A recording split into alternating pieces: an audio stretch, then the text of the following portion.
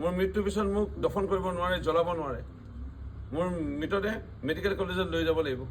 ইয়াৰ লগতে মোৰ শৰীৰ মই অংগ দান কৰি থৈছোঁ। ইয়াৰ লগতে মোৰ নেত্ৰ দান কৰি থৈছোঁ। মোৰ মৃত্যুৰ পিছতে মোৰ চকুযোৰ কোনোবা এজন দৃষ্টিহীনক মানে দিব পৰা যাব, চকু যাৰ নাই।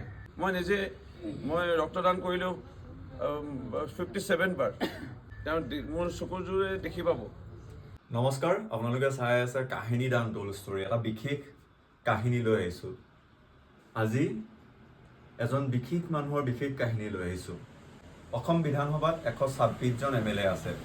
তাৰ ভিতৰত এজন এনেকুৱা বিধায়কৰ কাহিনী লৈ আহিছোঁ, যিজন বিধায়কে নিজৰ সম্পূৰ্ণ শৰীৰটো দান কৰি যাব। নিজৰ চকুযোৰৰ লগতে নিজৰ সম্পূৰ্ণ শৰীৰটো দান কৰি যাব। সেইজন বিধায়ক হৈছে মৰিয়নি বিধায়ক ৰূপজ্যোতি কুৰ্মীয়ে।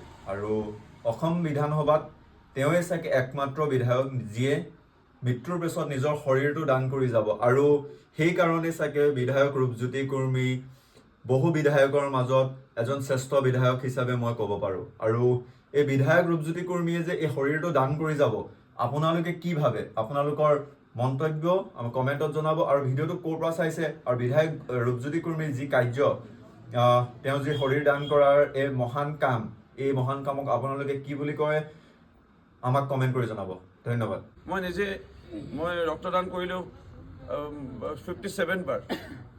ইয়াৰ লগতে মোৰ নেত্ৰ দান কৰি থৈছোঁ। মোৰ মৃত্যুৰ পিছতে মোৰ চকুযোৰ কোনোবা এজন দৃষ্টিহীনক মানে দিব পৰা যাব, চকু যাৰ নাই। তেওঁ মোৰ চকুযোৰে দেখি পাব। ইয়াৰ লগতে মোৰ শৰীৰ মই অংগ দান কৰি থৈছোঁ।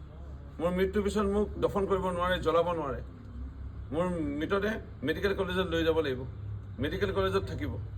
আৰু যাৰ লিভাৰ প্ৰয়োজন হ'ব, কিডনী প্ৰয়োজন হ'ব, হাৰ্ট প্ৰয়োজন হ'ব, লাংছ প্ৰয়োজন হ'ব, সেইসমূহ কোনোবা ৰোগীক ইয়াৰ পৰা কাটি তাত লগাই দিব পাৰিব, তাত তেওঁক জীৱন দান দিব পাৰিব। আমি এইখিনি কথা আপোনালোকে সজাগতা আনক।